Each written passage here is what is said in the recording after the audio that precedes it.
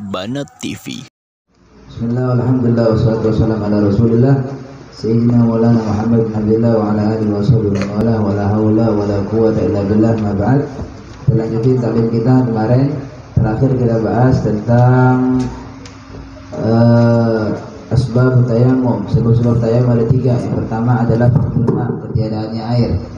Tidak ada air, itu juga penyebab diantara penyebab diperbolehkannya untuk tayammum.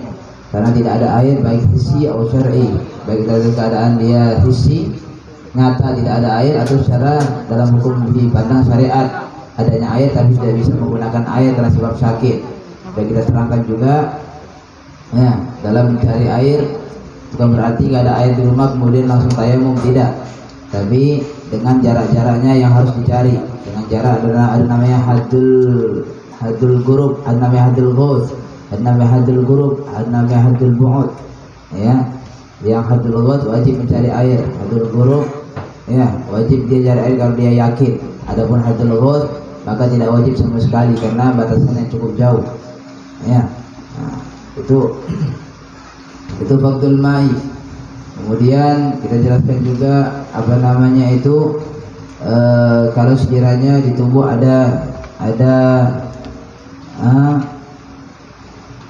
perban, satir, penutup, ya, gimana cara sholatnya, gimana cara dia untuk berwudu dan juga tayammum, dan juga dalam keadaan semisal apa sholatnya tersebut harus diqadha, ya, dan juga yang tidak diqadha. Kemudian yang kedua adalah wal marad, ya, sakit yang yubi'ut tayammum, sakit yang sekiranya memperbolehkan untuk dia tayammum. Ya. Kemudian yang ketiga adalah wal ihtiyaju ilaihi li atshi hayawan muhtaram. Ya, membutuhkannya kepada air untuk hausnya hewan muhtaram. Yang kemarin hewan muhtaram yang mana harumakat luhu. Hewan muhtaram adalah yang haram untuk dibunuh. Adapun ghair muhtaram adalah wa huwa ma la yahrumu qatluhu, yaitu sesuatu yang tidak haram membunuhnya. Ya, disebutkan butuhnya air untuk hausnya hewan yang muhtaram. Ya.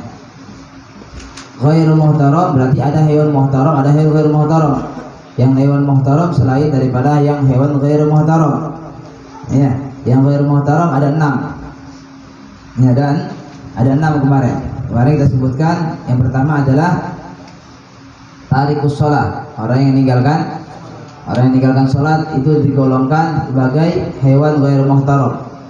Ya, manusia juga disebut juga hewan karena hayawan natik, hewan yang bisa berbicara.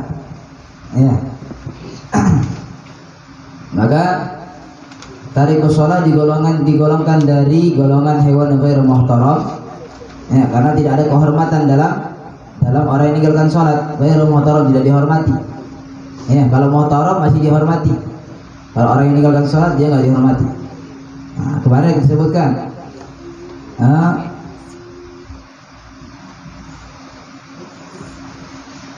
tarikus sholat itu pada amri imam, wa huwa man akharaha an jami'i awqatiha kasran aw tahawunan. Orang yang meninggalkan sholat, orang yang mengakhirkan sholat dari waktu-waktunya karena malas atau juga tahawun, karena dia meremehkan, merendahkan. Tusannu istitabatuhu, disunahkan untuk minta taubatnya, disuruh taubat dia. Ya, fa in taba kalau dia taubat maka dibiarkan, dikasih dan minum dia. Nah, kalau misalnya ada air, kemudian ini orang tarikus sholat, orang yang meninggalkan sholat, kemudian dia merasa kehausan, ya. Kalau dia nggak minum maka dia mati. Ya, kau suruh dia taubat terlebih dahulu. Taubat. Nah, kalau dia taubat, kasih air nggak apa-apa. Tapi kalau dia nggak taubat, nggak usah kasih air, nggak apa-apa. Ya, biar mati. Wa illa kalau tidak, ya qutila haddan. Kalau tidak dia taubat, maka dia secara hukum Islamnya pemerintah membunuhnya. Ya, qutila haddan, dia dibunuh dengan cara hukum had. Ya, dipenggal kepalanya. Ya, wa hukmuhu hukmul muslimin, setelah dipenggal maka hukumnya seperti hukum orang muslim.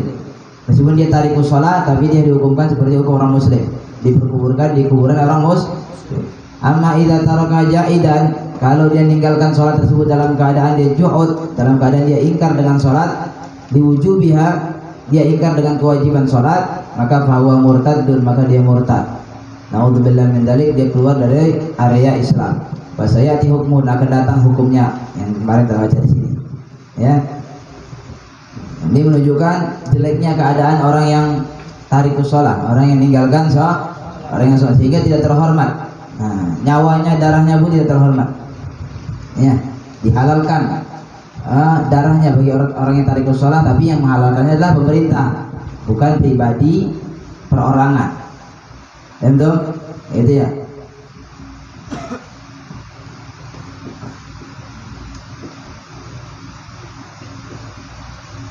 Bahkan kalau disebutkan la yatmanu man qatalahu qabla taubatin lakinahu ya'tam.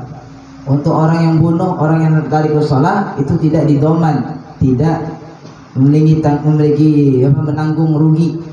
Ya, tanggung jawab, tidak bertanggung jawab akan pada orang yang bunuhnya, tidak bertanggung jawab terhadap tidak doman itu diganti dengan dengan diat atau dengan apapun ya. Dengan mengganti karena pembunuhan tersebut, tapi dia berdosa. Dia bunuh, orang yang bunuh berdosa, tapi dia tidak diwajibkan untuk mengganti diat. Mengganti karena diatnya manusia itu ada. Ya, diat ganti hukuman bagi orang yang membunuh. Ya. Kalau orang membunuh satu jiwa, dia diatnya 100 onta. 100 onta. Ya. Kalau enggak hukum kisos. Hukum kisos. Maka nggak ada kalau doman bagi orang yang meninggalkan sholat, dia dibunuh misalnya gitu ya. Maka untuk yang membunuh tidak kena diat, tidak kena kisos. Ya, tapi dia berdosa. Nah, kecuali membunuh tersebut adalah memang hukum pemerintah. Memang udah ada hukumnya, yaitu pemerintah yang bertanggung jawab akan menghukumi tersebut. Ya. Ya, satu tangan putus. Ya, dipotong sama orang tanpa ada sebab yang benar, maka ya itu masing-masing itu ada diatnya. Nah, bayar berapa onta? Ya, 50 onta. Ya. Wasani yang kedua. Yang kedua adalah wasani zani muhsan. Orang yang zina muhsan. Yang kemarin disebutkan orang zina muhsan adalah orang yang baligh. Dia baligh, berakal, merdeka. Ya. Nah, kemudian dia berzina. Dalam keadaan dia sudah menikah dengan nikah yang sah. Ya. Fi nikahin sahihin, summa zina, kemudian dia berzina. Maka itu zina muhsan. Yang udah nikah dengan pernikahan yang sah kemudian dia berzina. Maka hukumnya adalah dia dihukumkan wahadduhur rajam. Dia dihukum had, hukum pidana, yaitu dengan dirajam, dilempari sampai mati. Dilempari pakai batu, ya, yang dia dipendam badannya, ya, sisakan kepalanya dilempari sampai pakai batu sampai mati. Wal mar'atu karrajul, perempuan itu seperti laki-laki juga hukumnya. Wanita yang sudah nikah kemudian dia maksiat ataupun dia zina dengan laki-laki lain. A'udzubillah min dzalik. Ya, pernah terjadi sejak zaman Nabi SAW. Pernah terjadi seorang wanita berzina di zaman Nabi. Kemudian dia sudah terjadi perzinahan. Kemudian dia datang sama Nabi karena ingin taubat sama Rasulullah SAW. Dia datang sama Nabi, dia mengakui, ya Rasulullah, aku sudah berzina. Ya, aku berzina. Tegakkan hukum had kepadaku, tegakkan hukum pidana kepadaku. Kemudian Nabi tidak mau menoleh, Nabi berpaling dari dia. Ya, dikejarnya lagi, ya Rasulullah, aku ini sudah berzina, tegakkan hukum had, hukum pidana kepadaku. Nabi berpaling lagi. Sampai berkali-kali Nabi berpaling, tapi tetap dia kejar. Karena kesungguh-sungguhannya ingin bertobat sama Allah. Ya, dia datangi sama Nabi, ya Rasulullah, aku ini udah hukum had, udah berzina, tegakkan hukuman sama aku. Benar, Rasulullah mengatakan, mungkin kau cuma cium-cium aja, mungkin kau cuma peluk-peluk aja, kata Nabi. Ya, enggak ya Rasulullah, udah terjadi berzinahan. Ya. Dan sekarang ini aku sedang mengandung, katanya. Ya, aku sekarang ini sedang mengandung anakku. Kalau begitu kata Nabi, tunggu anakmu lahir dulu. Tunggu anakmu lahir. Setelah lahir anaknya, ya, datang sama Nabi SAW dengan membawa anak bayi. Dia mengatakan, ya Rasulullah, aku sudah melahirkan, ini anakku. Ya, Rasulullah mengatakan, susui anakmu dulu sampai 2 tahun. Susui anakmu sampai Susunya 2 tahun, setelah itu datang lagi sama Nabi, ya Rasulullah, aku sudah susui ini anakku 2 tahun dan dia bisa makan sendiri, udah pegang roti. Ya, karena dia kesungguh-sungguhannya bikin taubat sama Allah, dia minta ditegakkan hukum Islam. Ya, hukum aku dengan hukum Islam, hukum had. Kemudian Rasulullah memerintahkan untuk ditegakkanlah hukum had. Nah, setelah ditegakkan, kemudian dia dipendam segala macam, dipisahkan kepalanya, dilemparkan sama sahabat, dilemparkan, dikelilingi sahabat, dilemparkan sama sahabat sampai mati. Ya, tapi ada sebagian sahabat yang terkena darahnya ini wanita tersebut. Ya, kena darahnya, kemudian ini sahabat merasa jijik dengan darah tersebut. Ya, mah, inna halatun zaniyah, ini darah penzina, ini dah kena sama aku. Dengar sama Nabi SAW, kemudian Nabi marah. Nabi marah, bukan Rasulullah marah. Ya, Rasulullah langsung mengatakan, ya, dengan keadaan marah tersebut, Rasulullah mengatakan, sesungguhnya ini wanita, kalau seandainya taubatnya dibagi untuk seluruh penduduk kota Madinah maka cukup.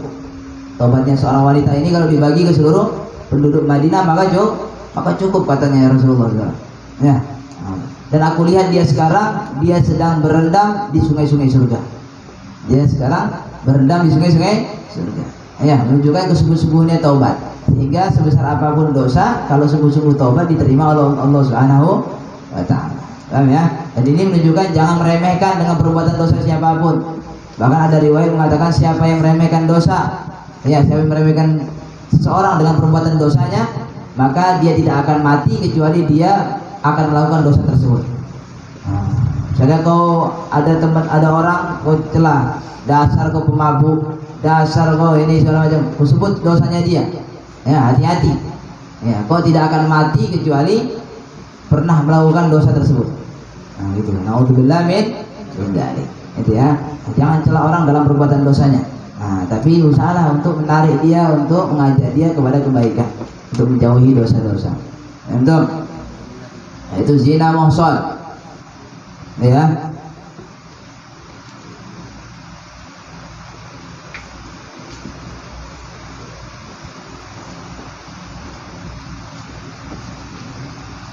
Kemudian yang ketiga adalah al-murtad, orang murtad. Ya, orang murtad adalah wa huwa kullu shakhsin yasi'u talaquhu bi an kana mukallafan mukhtaran. Ya. Orang murtad itu adalah orang yang sah. Setiap orang yang sah talaknya. Ya. Dengan sekiranya dia mukhtar, dia tanpa ada paksaan. Qatal Islam bi niyati kufrin, dia mutus agama Islam dengan niat kekafiran, au qaulihi au fi'lihi, ya, dengan niat i'tiqad dia kafir, atau ucapannya yang menyebabkan dia kafir, atau perbuatan yang menyebabkan dia kafir. Ya, jadi menyebabkan kafiran itu ada 3.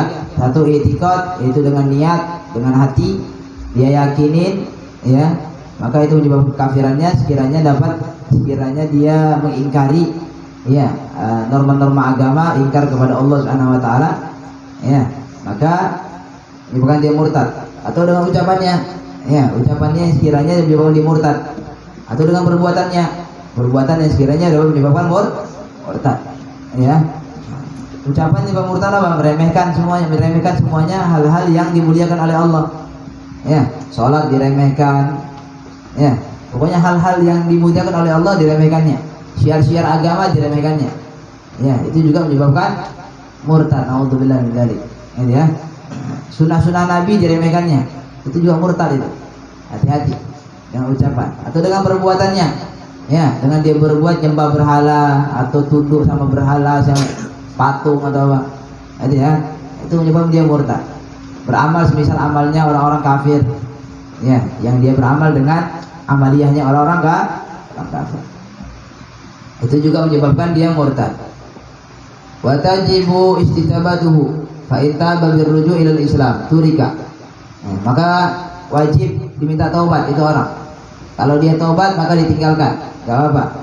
Dia taubat berarti masuk ke dalam Islam lagi. Turika, dibiarkan. Ya. Kalau sekiranya dalam pembahasan ini ada pembahasan tentang penggunaan air, ya, tayamum. Ya, jadi menunjukkan kalau misalnya ada orang murtad, dia kehausan, nggak kuasa air, nggak masalah. Biarkan aja dia dikasih air. ya biar mati. Ya, tapi kalau dia udah tobat, kemudian dia masuk Islam kembali, airmu tersebut kau kasihkan sama dia supaya dia menyambung hidup. Karena nilainya nyawa itu lebih mahal dibandingkan yang lain. Ya, nilai nyawa itu lebih mahal. Menyelamatkan nyawa orang, apalagi orang tersebut dia muslim. Ya, nah, selama dia muhtaram, dia dihormati, ya, aku kasihkan airmu yang kau miliki, yang seharusnya kau gunakan untuk wudu, untuk apa? Kau kasihkan sama dia untuk dia menyambung hidup. Tapi kalau sekiranya dia nggak muhtaram, termasuk juga tadi murtad, dia ditinggalkan saja tanpa kau kasih dia minum, biarkan aja dia mati, nggak masalah. Ya, turika wa illan, kalau tidak hukumul musyrikin. Kalau tidak, maka hukumnya orang murtad, maka berhukumkan dengan hukumnya orang musyrik, bukan hukumnya orang musyrik. Waliyadzubillah.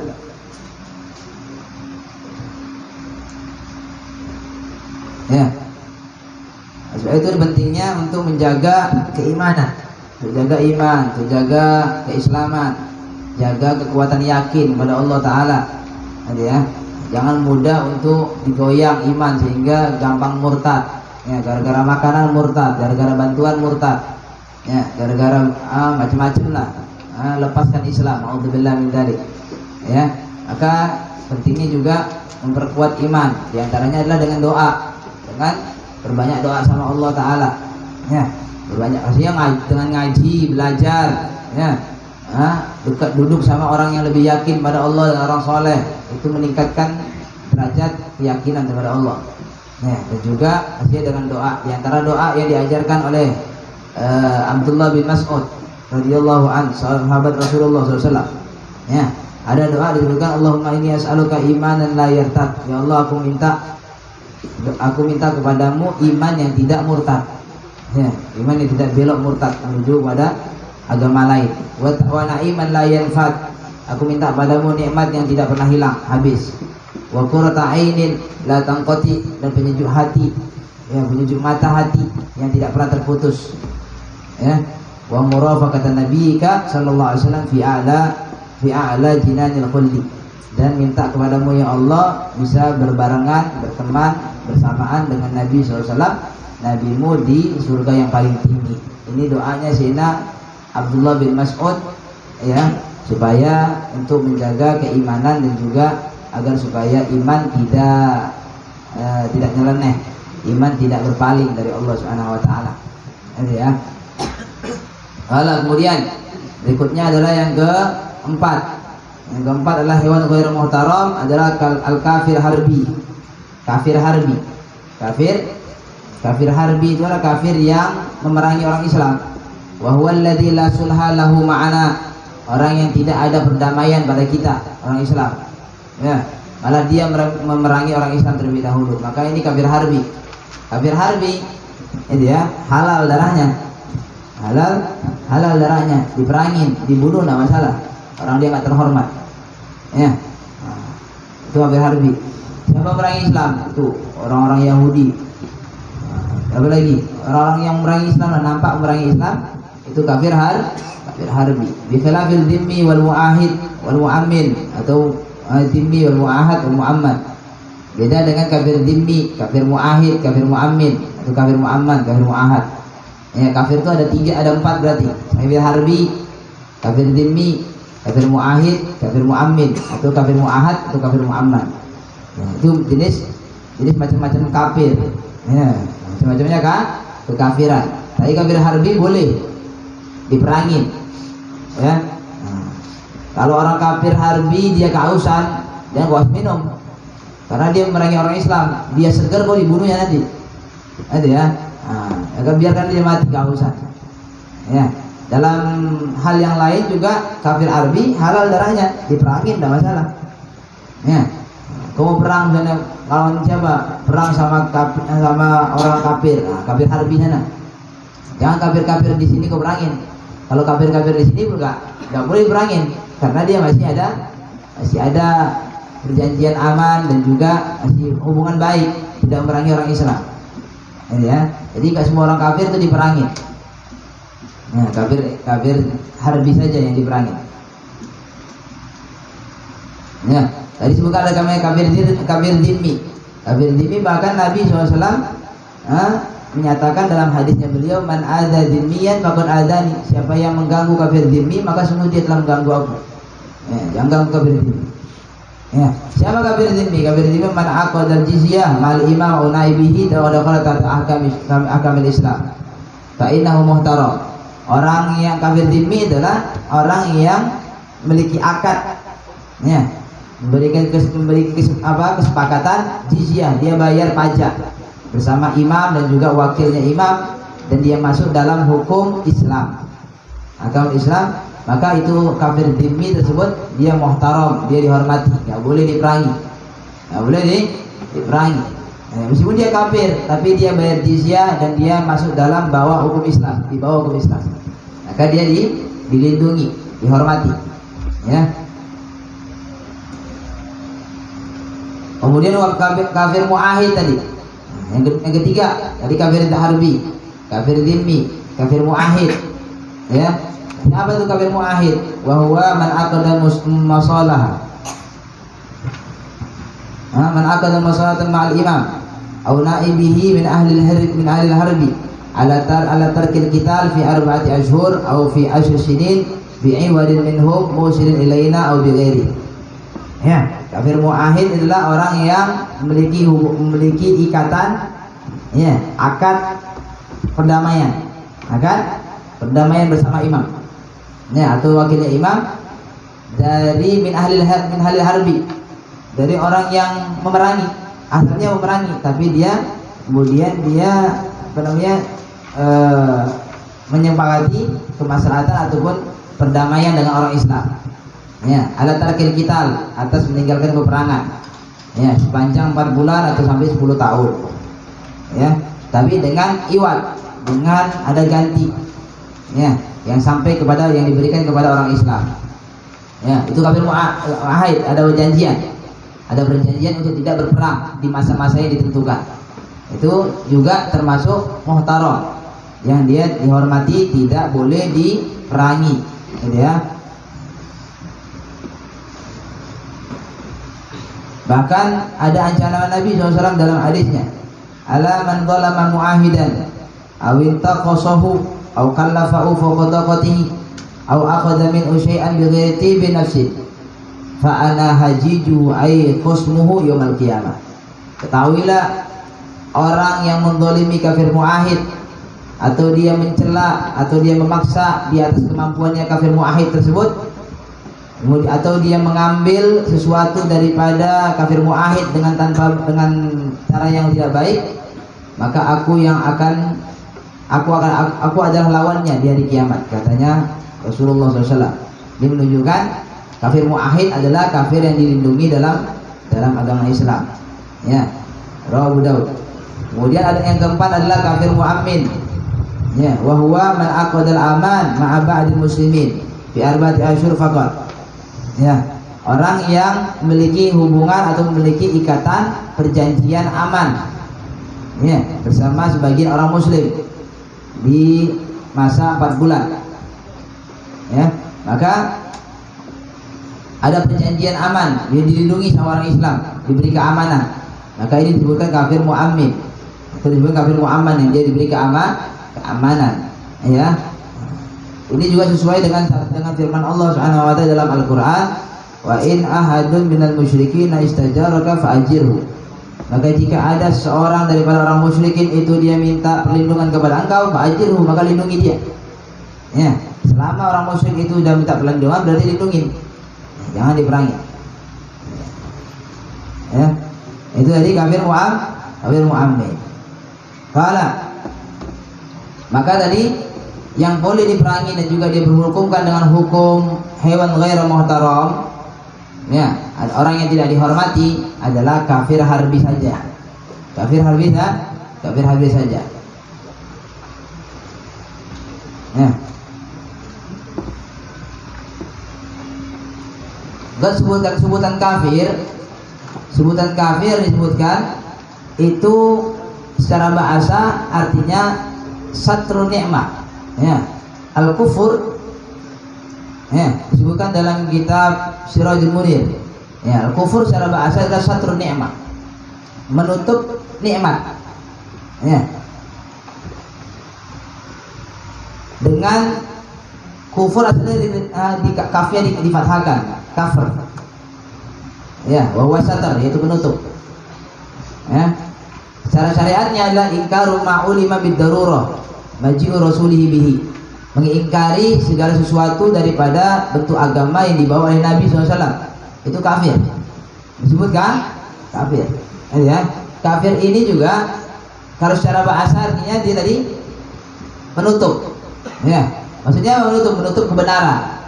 Yang mana kebenaran tersebut sudah nyata adanya, sudah datang dalam keadaan nyata, benar dan diakui kepada seluruhnya, dan dia disokong dengan kebenaran dari kitab-kitab terdahulu, tapi malah ada orang-orang yang tidak menerima. Itu disebut kafir karena dia menyembunyikan kebenaran. Ya, menyembunyikan kebenaran. Wa yaqsimu ila arba'ati aqsam. Kafir itu terbagi 4. Kafir terbagi 4. Ada namanya kafir ingkar, ada namanya kufur juhud, kufur ingkar, kufur juhud, kufur inad. Ya, kufur nifak. Kufur ingkar, kufur juhud, kufur inad, kufur nifak. Ya. Kafir ingkar itu apa? Adalah alla ya'rifallaha aslan wa la ya'tarif bihi. Kufur ingkar, kafir ingkar, ya, itu adalah orang yang tidak mengenal Allah sama sekali. Dia tidak pernah mengenal Allah sama sekali, dan dia tidak mengakui, ya, tidak mengakui akan adanya Allah Subhanahu wa taala, akan Tuhannya Allah Subhanahu wa taala. Ya, itu kafir ingkar. Itu. Ya, adapun kafir juhud adalah ayyarif Allah bi qalbihi wa la yakirru bil lisanihi ka kufri iblis wal yaud. Ya, kafir juhud adalah orang yang dia kenal sama Allah, tahu sama Allah, tahu dia Allah dengan hatinya, tapi dia tidak mau menetapkan dengan lisannya. Maksudnya dia tidak mau disampaikan oleh lisannya. Seperti kekafirannya iblis atau orang Yahudi. Dia orang Yahudi sebenarnya tahu dia kenal sama Allah. Tahu dia akan Allah. Ya. Iblis juga pastinya tahu. Ya, iblis sendiri yang minta kalau dia diminta dipanjangkan umur agar supaya bisa hidup sampai hari kiamat. Ya. Nah, dia tetap tunduk sama Allah. Iblis. Orang Yahudi tahu kenal sama Allah, tapi dia mengingkari, dia tidak mau beriman dengan dibarengi dengan penyebutan dalam lisannya. Ya. Allah ada firman Allah Subhanahu wa taala sebutkan dalam Al-Qur'an, falamma ja'ahum ma'arufu kafaru bihi. Tatkala datang pada mereka, datang Nabi Muhammad, ya, sudah muncul Rasulullah, arafu, mereka kenal, mereka tahu, ya, mereka tahu ini Nabi akhir zaman, mereka tahu ini adalah Nabi utusan Allah terakhir. Kafaru bihi, mereka kafir dengan Nabi. Ya, ini orang Yahudi.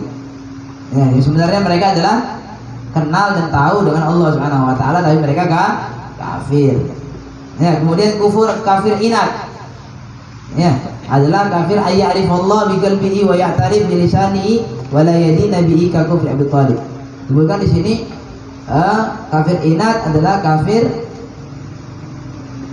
yang dia mengenal Allah dengan hatinya, mengetahui Allah dengan hatinya, dan dia akui dengan lisannya, dia akui bahwasanya agama Islam Nabi Muhammad itu benar, tapi wala yadina bihi ka kufri Abi Thalib. Dan dia tidak mau beragama dengan agama Islam seperti kekafirannya Abi Thalib. Kalau ini pendapat ini mengatakan Abu Thalib pamannya Nabi SAW itu kafir. Iya, pendapat ini. Tapi ada pendapat lagi yang lebih hati-hati, ya, yang mengatakan Abu Thalib itu tidak kafir. Abu Thalib tidak karena ada riwayat mengatakan bahwasanya Abu Thalib itu Muslim. Abu Thalib masuk dalam agama Islam. Bahkan ada seorang ulama yang ngarang kitab, ya, Asnal Matalib fi Najati Abi Thalib. Ya, itu beliau mengarang kitab tersebut menjelaskan ada puluhan hadis yang diriwayatkan, ya, yang menunjukkan tentang keselamatannya Abu Thalib daripada kekafiran. Ya, Abu Thalib tidak kafir. Ya, maka kalau misalnya, ya, lebih sopan dengan paman Nabi SAW. Karena ada perbedaan pendapat, maka lebih bagus untuk husnudzon, berbaik sangka bahwasanya Abu Thalib itu adalah orang sudah masuk Islam, itu ya. Nah, jangan kalian nanti kalau ceramah-ceramah lebih hati-hati kalau memberikan contoh. Nah, lebih hati-hati dalam berikan contoh. Jangan dicontohkan kekafiran paman Nabi adalah Abi Thalib, masih banyak lagi yang lain. Yang jelas saja kafir, Abu Lahab, itu ya. Nah, itu pun jangan sering-sering menyatakan ataupun jangan sering-sering menyebut Abu Lahab adalah disebut Abu Lahab terlaknat, kafir. Yang betul dia kafir. Yang betul dia masuk neraka. Orang dalam hadis dalam Al-Qur'an ya.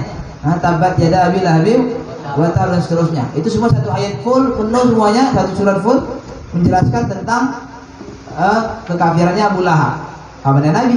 Tapi ketika itu Nabi pernah Nabi ketika masuk Islamnya anaknya Abu Lahab, ya, sahabat, ada satu orang sahabat yang biasa mengucapkan ataupun dia biasa menyebutkan ayat ini. Jadi dia baca surat Al-Lahab ini, ya, sehingga membuat sedihlah anaknya Abu Lahab yang masuk Islam. Datang sama Nabi, kemudian Rasulullah mengatakan, apa sebab satu kaum kok bisa dia menyakiti aku melalui pamanku, melalui kerabatku. Meskipun pamannya beliau kafir, jelas kafir. Tapi ini ya didikan Rasulullah untuk tidak menyakiti keluarganya di antara keluarga. Meskipun kafir orang tuanya, tapi ada bagian daripada anaknya yang masuk Islam, sehingga dijaga hatinya oleh Rasulullah. Ya, nah, itu paman Nabi yang disebutkan Rasulullah tidak sering-sering disebutkan sahabat, karena khawatir akan menyinggung hati Nabi SAW sehingga Rasulullah tersakiti. Ya, nah, maka apalagi dalam urusan yang jelas masuk neraka saja itu Nabi tersakiti, pamannya diucapkan terus, ya, karena ada bagian daripada anak keturunannya, anaknya Abu Lahab yang masuk Islam, apalagi orang Muslim, apalagi Abu Thalib yang masih ada khilaf di dalamnya, apakah beliau itu kufur, kafir ataupun sudah masuk agama Islam. Itu ya. Nah, maka lebih sopanlah dengan keluarga Rasulullah SAW.